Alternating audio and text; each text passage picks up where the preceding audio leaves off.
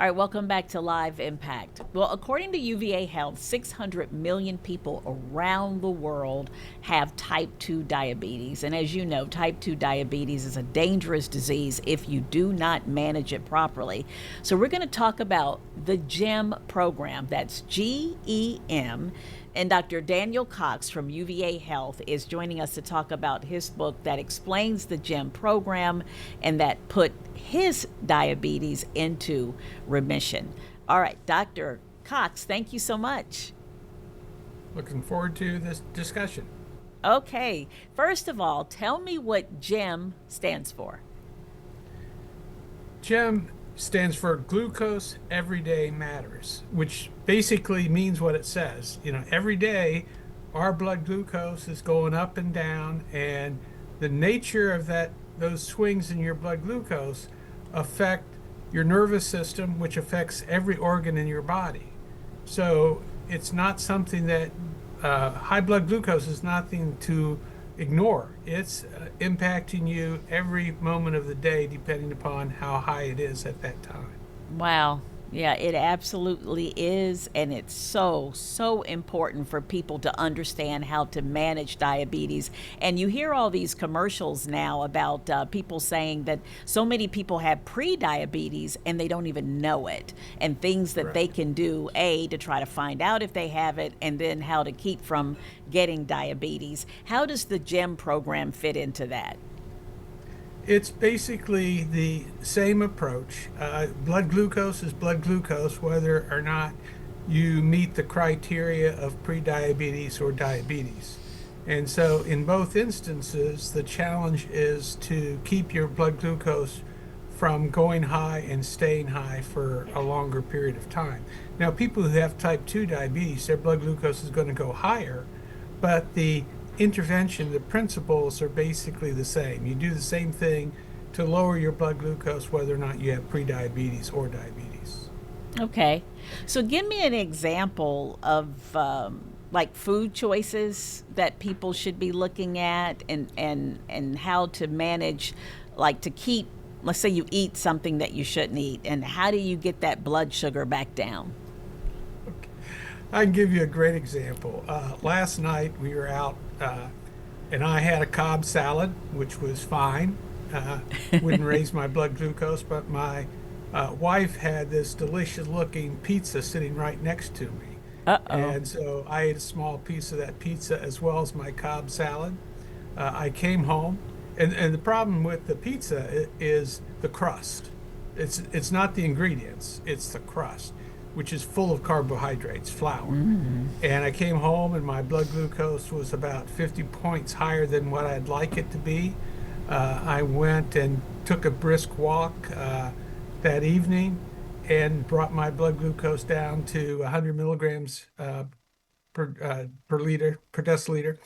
And it remained low throughout the night until the next morning when I had breakfast. So that was an example of how I made a choice to eat a high carbohydrate nutrient, and I paid the price. The blood glucose went up, but I was able to control that. I was able to engage in physical activity, which utilizes glucose as fuel to bring my blood glucose down.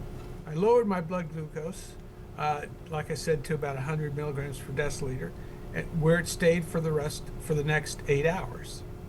So that's how your choices impact your blood glucose.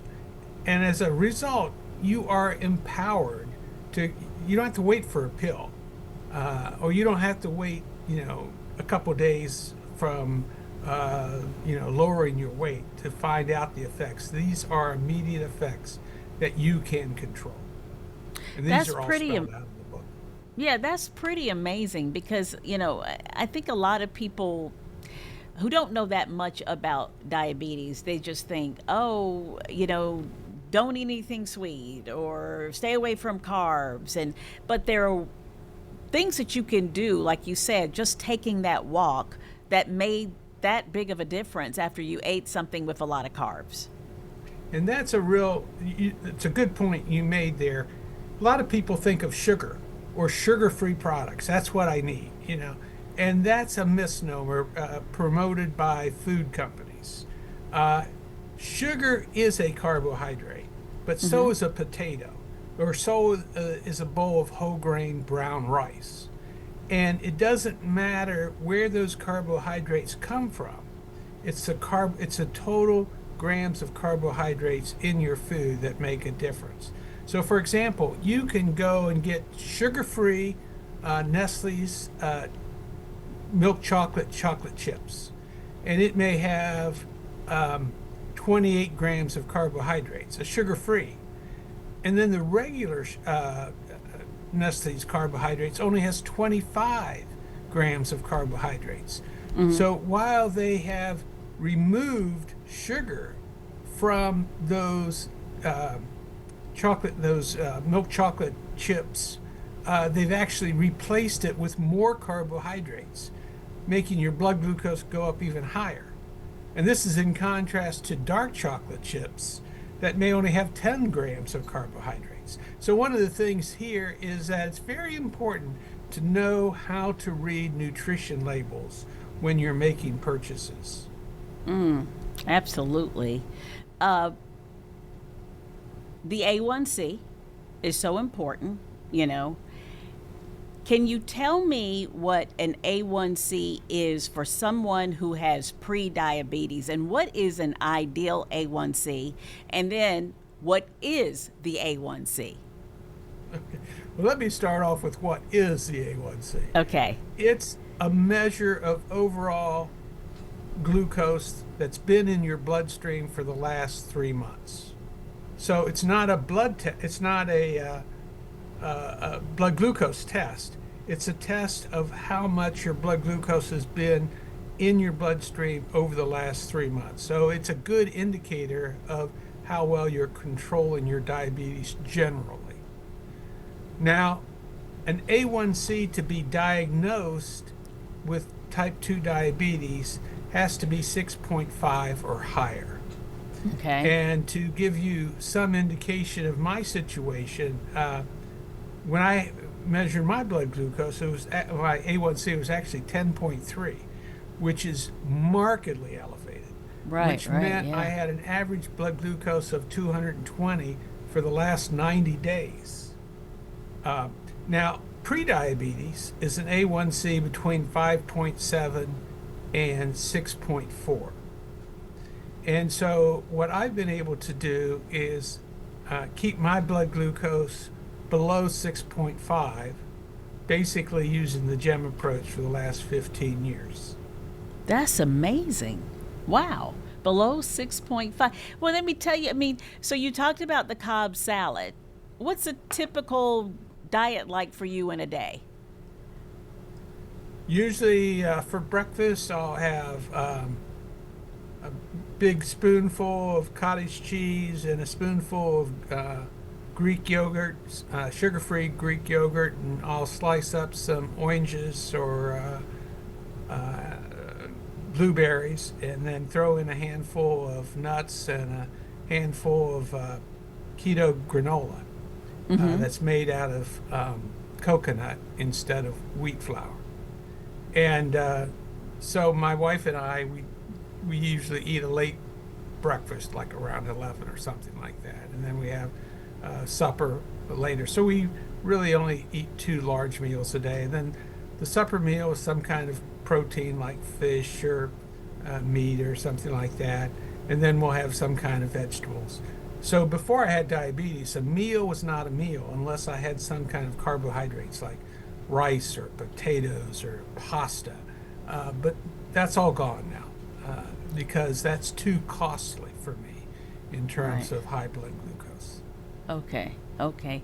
Now, some of my questions are motivated for personal reasons because my son has type 1 diabetes. So I understand different all disease. too well the whole thing about the A1C and the fluctuations in blood sugar. I mean, it is a family affair in trying to control someone's diabetes who has type 1. How much can this GEM that's program? a good point. Let me just, your comment, a family affair with type 2 diabetes, doing these food choices That involves preparation, what you're purchasing, and that involves your partner. And so when you're thinking about managing your diabetes, you got to think it's not only affecting you, but it can be affecting your partner. And when Oh, I yeah. first got started with this, my wife was not a fan because I would not eat the stuff that she routinely made. Mm. But over the years, she's come to appreciate this this dietary and physical activity approach where she's healthier now than she's ever been. So Okay. we need to keep in mind that family members are players in this whole process. Yeah. So, when someone is diagnosed with diabetes in the family, it is an opportunity for the entire family to adopt a healthier lifestyle. Absolutely. And then with type 2 diabetes, this non diabetic spouse has a 50% greater chance of developing diabetes themselves than Oh, if their spouse did not have diabetes. And we think okay. that's because they have a common lifestyle, common Okay. diet, and common activity. Well, that makes sense. That makes sense. Talk about unmanaged diabetes and the things that it can do to your body. Unmanaged diabetes is a metabolic disaster. What you need to recognize is that high blood, a lot of sugar in your bloodstream is destructive to the nervous system, just like high blood pressure is destructive to the cardiovascular system. And since everything in your body is controlled by the nervous system, your blood vessels, your heart, your brain, your digestion, your circulation, diabetes can affect every organ system throughout your body. And that results in such conditions as dementia, Alzheimer's disease, impotence, uh, poor circulation and eventual amputation of the lower extremities, kidney failure, hearing problems, vision problems. The list just goes on and on and on. So if you ignore your diabetes, what you're doing is embracing a shorter life with a lot of unpleasant complications. Absolutely. This JAM approach has been tested in a lot of clinical trials. Tell me more about that. So we've secured about $10.5 million doing research studies, actually a little bit more than that, doing research studies demonstrating its efficacy with certain patient groups, like those who've had diabetes for 10 years or more, those who've had diabetes for 5 years or more, those who've had diabetes for just a year, those who've had prediabetes. We are now conducting a study looking at the GEM approach with Asian Americans. And what's interesting about that is that the Caucasian population, about 80% of people with type 2 diabetes are obese. And the issue here is that fat is accumulating in the pancreas and the liver, interfering with insulin production and insulin utilization. The Asian population, they do not have obesity. They do not have the problem with obesity. So Mm-hmm. instead of having 80% of their diabetic population being obese, the Asian population only has about 20% of their diabetic population being obese. But fat is still accumulating in the liver and the pancreas. So it's not overtly obvious with the waistline, but it's still going on there. So our intervention is now looking at how effective GEM is with that Asian population.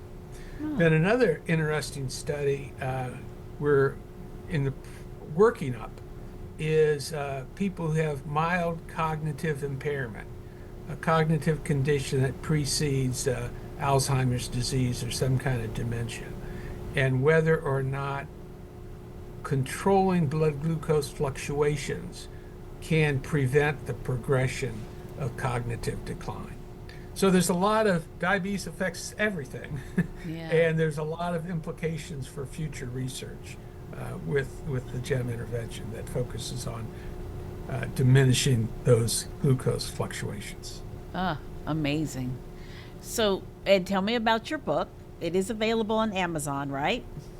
Right? And other digital formats. It's available both in digital format and hard copy. And it introduces you a little bit to my background and my development of diabetes. It then reviews the treatment options for diabetes, the pros and cons of the different approaches, and then it leads you to make a decision how do you want to manage your diabetes? First, Yeah. it has you decide whether or not you want to manage your diabetes, and then if you do, how do you want to manage it? And then if you want to manage it through the GEM approach, which you should discuss with your primary care provider and your partner and these things, then it explores or it details the research that demonstrates the efficacy of this intervention using, the experimental method. And then it walks you through, there's 5 chapters. The first chapter talks about you and your significant other and how you both have to really embrace this and what are concerns and how can you resolve concerns around this joint effort. The next chapter just focuses on becoming aware of your routine activities and how your routine activities that you thought may have been very healthy or at least not harmful are actually counterproductive for you. So you track for the 4 days what your routine food choices are, and you can evaluate those food choices in terms of their potency to produce blood glucose spikes. You track your physical activity, and after supper, do you just flop in front of the lazy boy, in front of the TV in a lazy boy, and then get no activity after you've just had that food intake? So it gets you just to become aware of what's going on in your life from your routine activities. The next unit focuses on increasing physical activity. The idea is sit less, step more. So there's 2 things about physical activity. One is any activity is good activity. Right. And any activity uses fuel, and the fuel it uses is glucose. So just getting up and walking to the TV is lowering your blood glucose a bit. Then the other thing is that moderate to vigorous physical activity for 30 minutes a day actually reduces your insulin resistance for 24 to 36 hours. Okay. So then it goes through and how you can increase your physical activity in a pleasant, positive way. And then you track that for 14 days. And then the next chapter talks about food. Physical activity lowers your blood glucose. Food choices prevents it from going up in the first place. And it walks through different types of food options and how to evaluate your food choices and how to, prepare foods differently, etc. Then the final chapter just talks about diabetes is there for the rest of your life. How are you going to embrace this for the rest of your life? Right. It's not a diet. You don't just do it for 6 months or a year because after that period is gone, the diabetes keeps on going. Even It's though a you lifestyle. stop. Yeah. Ah, this has been great information. Now, the name of the book is called A Gem for Your Pre or Type 2 Diabetes. So you can find it on Amazon, and it's a lot of great information. And this has been a great conversation because this is an illness that just affects so many people. Everybody knows someone with diabetes, and everyone has someone in their family with diabetes. So I appreciate your time. Now, people could reach out to me if they want. The email is djc, the number 4, F like family, djc4f at virginia.edu. Okay. All right. Say that one more time. djc, DJC. like Daniel Joseph Cox, djc, then the number 4 for kids in the family, then F for family, djc4f at westvirginia.edu. Okay. Thank you so much, sir. I appreciate Thank it. you. Okay. Have a great day. Okay, Dr. Daniel Cox, that was good information. Hopefully, you've learned something from that interview. I think all of us did. And we're going to take a break and we'll be right back.